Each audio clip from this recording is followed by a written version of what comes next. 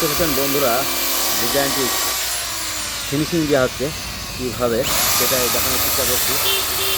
দেখেন, এখন আসলে হাতে আর ফিনিশিং দেওয়া লাগে না, মেশিনের মাধ্যমে আসলে ফিনিশিং দিচ্ছে। খুবই নিখুঁতভাবে আসলে একেবারে ফিনিশিংটা দেখেন কত সুন্দর হচ্ছে, ডিজাইনটি ফিনিশিং দিচ্ছে।